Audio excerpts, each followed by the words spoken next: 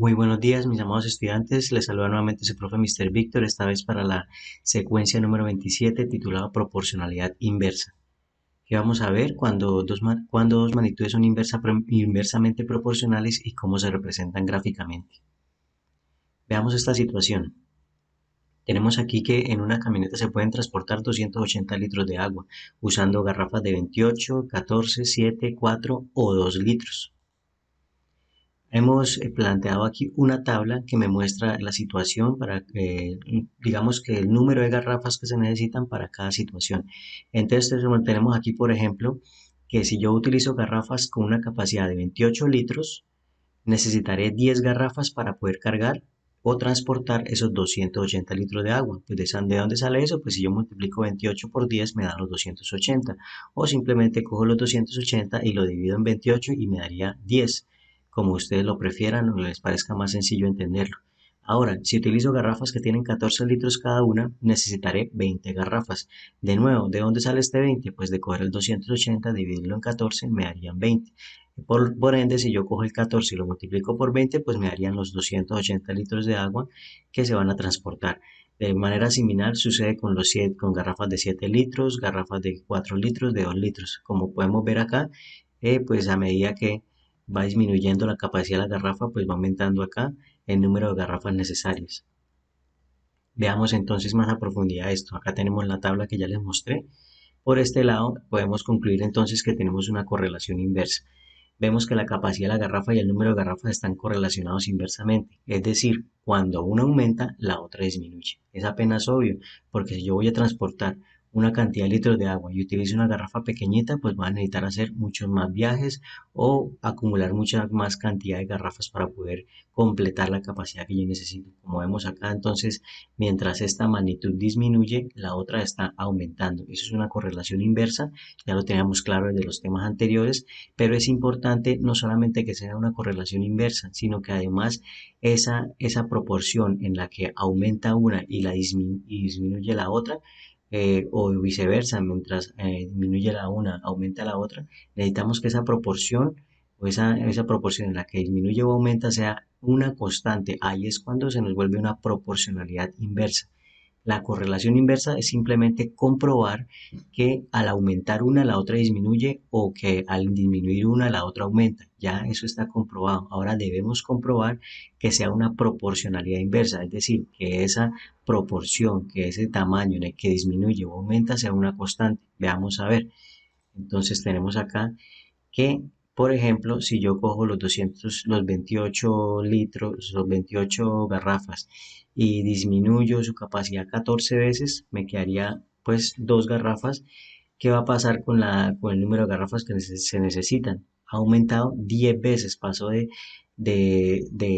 solo necesitarse 10 a necesitarse 140. Entonces, aquí vemos que hay una relación entre la disminución de una y el aumento de la otra. Veamos a ver si eso es una constante. Pues comprobemos. Entonces, miren la comprobación que estoy haciendo. Si multiplico 28 por 10 me da 280. Si multiplico 14 por 20 me da también 280. Si multiplico 7 por 40 también me da 280. De tal manera que las multiplicaciones de frente de las magnitudes entre sí ya no son, ya comparándolo con lo que vimos el tema pasado, que lo que hacíamos era una división, ahora vemos que ya no estamos en una división, sino una multiplicación. Estamos multiplicando la primera magnitud por la segunda en parejas y esa multiplicación de frente o hacia abajo, depende de cómo coloquemos la tabla, siempre me va a dar el mismo número, en este caso 280, que es la capacidad o lo que yo quiero transportar, la cantidad de litros que quiero transportar, que son 280 litros. Entonces, ¿qué podemos concluir acá? Que 280 sería nuestra constante y esa constante la llamamos constante proporcionalidad inversa. ¿Cómo se obtiene esa constante proporcionalidad inversa? Una vez más, simplemente multiplicando en parejas una magnitud por la otra. 28 por 10, 14 por 20, 7 por 40, 4 por 70, 2 por 140. Todas esas multiplicaciones me dan lo mismo que es 280 y a eso es a lo que nosotros llamamos constante de proporcionalidad. Entonces acá vamos a utilizar ahora los datos para hacer la gráfica. Vamos a ver cómo se comporta esa gráfica de proporcionalidad inversa. Entonces acá tenemos la tabla nuevamente.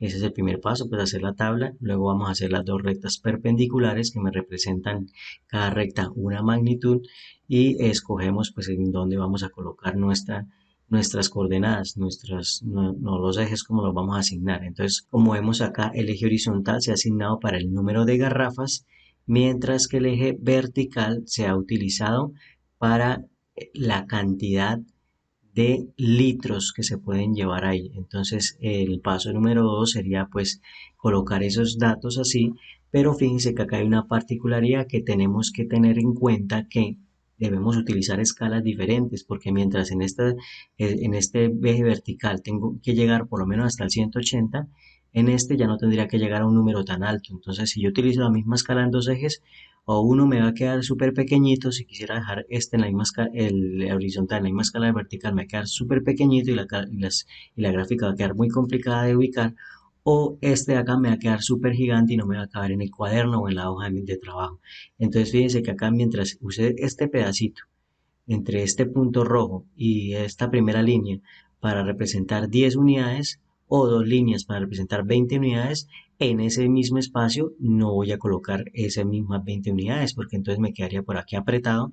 Entonces acá lo que he hecho es que en este espacio, realmente este espacio acá más grande, mucho más grande que estas dos de acá, ya me representarían solamente dos unidades. Entonces eso me permite poder hacer la gráfica en un espacio reducido y que además me permita poder ver la gráfica de manera pues representativa, que me represente algo, porque puede que al hacerlo o demasiado pequeñito o de un eje o demasiado grande el otro, pues no alcance sino a graficar tal vez un punto o ninguno y pues no tenga una versión final de lo que sería la gráfica. Entonces pues aquí pues le coloco los nombres a los ejes, a este eje le he llamado capacidad de cada garrafa, cuántos litros le cabe a cada garrafa y a este el número de garrafas.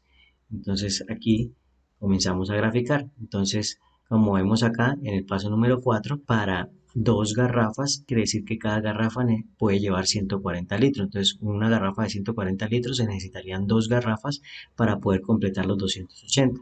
Por acá, por este lado, para una garrafa de 70 litros, aquí está entre 60 y 80, aquí hay 70.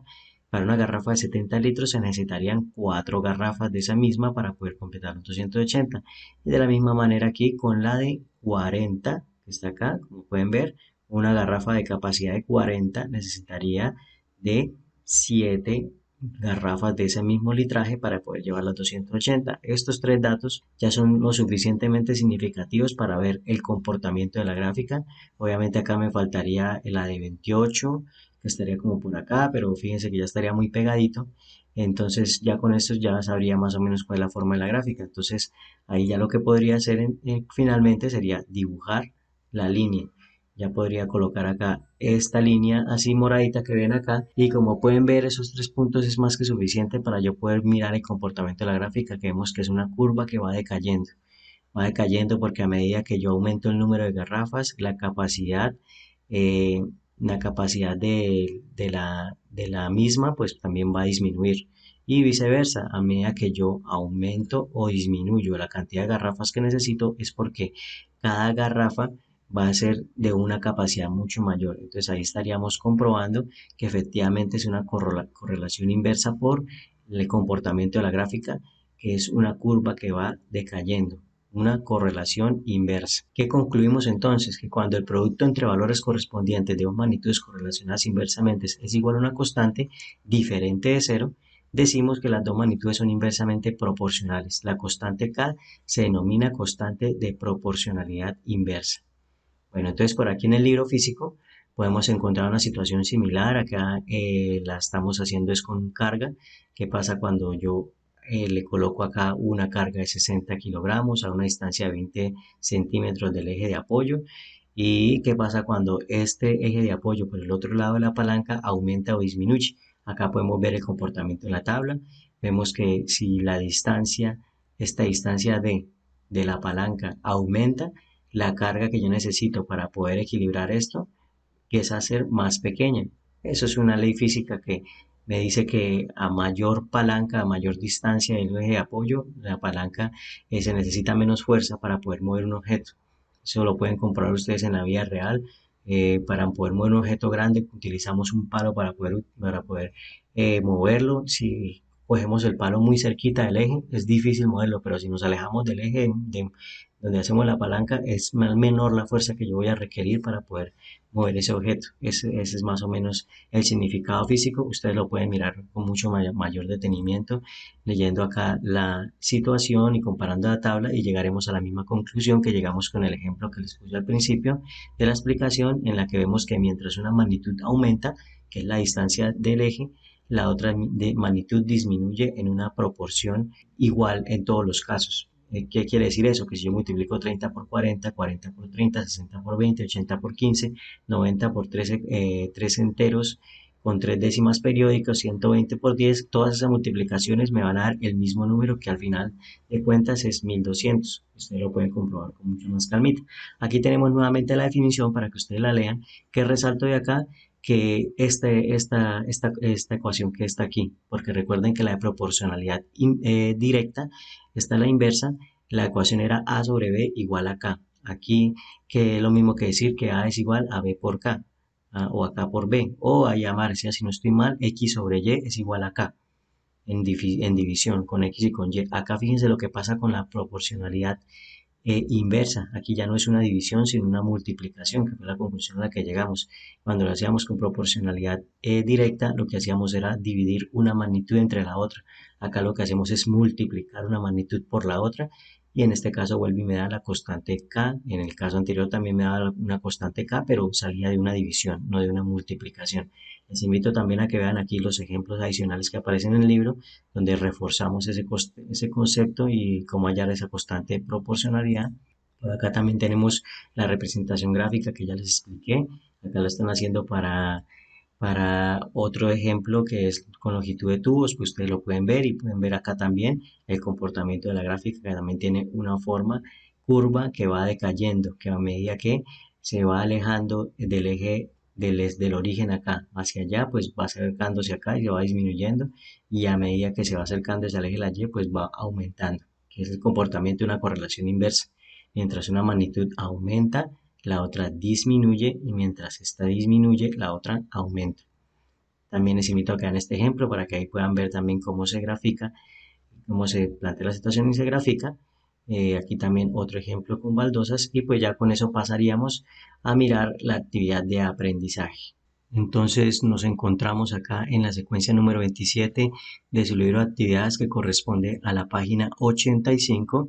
¿Qué punto vamos a hacer? Vamos a hacer el punto número 1 completo, que consiste en leer la situación que se plantea acá, y aquí en la tabla simplemente escribir si es una tipo de relación directa o inversa, y pues obviamente ustedes lo vamos a justificar, ¿no? Vamos a justificarlo, ustedes lo llenan acá, pero pues en su cuaderno van a escribir por qué es directa o por qué es inversa. La justificación es muy sencilla, porque simplemente van a decir, bueno, es directa porque si aumenta una magnitud, la otra también aumenta, o si disminuye, también disminuye. Y la justificación para inversa sería que si una aumenta, la otra disminuye, o si esa disminuye, la otra aumenta. Esa es una justificación muy sencilla, que obviamente eh, trataremos a más profundidad cuando estaremos solucionando nuestro taller. Entonces acá en el punto número 2 es mirando la gráfica, con la gráfica decir si es una correlación, si son magnitudes inversamente proporcionales o no. El punto número 3 es, con los datos que me dan aquí en las tablas, comprobar si son magnitudes inversamente proporcionales. Recuerden que la comprobación es muy sencilla. Si yo multiplico una magnitud por la otra, de frente o hacia abajo, en este caso es hacia abajo, si la multiplicación entre esas magnitudes siempre es la misma, siempre es el mismo resultado, entonces son magnitudes inversamente proporcionales. Esa es una comprobación muy sencilla, por eso les coloco los 4 literales, porque solo es multiplicar y eso se hace muy sencillo, no toma mucho tiempo. El 4 sería, me están dando estas condiciones que me dicen, si A y B son magnitudes inversamente proporcionales y la constante es 20, entonces indicar cuáles expresiones son correctas. Aquí simplemente sería verificar la fórmula original de la proporcionalidad inversa, que es A por B igual a K, y mirar si esa expresión original, que es A por B igual a K, se puede relacionar con estas de acá, teniendo en cuenta que A y B se pueden cambiar de sitio, ¿no? Si se cambian de manera correcta, utilizando la manera correcta para cambiar de posición los números de un lado al otro de la igualdad. Recuerden que la manera correcta es utilizando la operación inversa. Si se cambian de manera correcta, entonces esa expresión de A por B igual a K se puede escribir de diferentes maneras. Entonces ahí es identificar cuáles de estas son correctas y pues obviamente las que no son correctas pues serían las demás. Y finalmente, el punto número 6. El punto número 6 tenemos esta situación de acá en donde la tabla está incompleta y me están preguntando esta serie de preguntas de acuerdo con esta tabla acá. Simplemente sería eso, entonces ya con eso terminamos. Recuerden que si entregan la actividad en la misma hora de clase tienen punticos extras, si no el plazo máximo es hasta las 9 de la noche, el mismo día que se publica. Y hasta acá terminamos, les mando un abrazo, que Dios los bendiga y nos vemos en la próxima.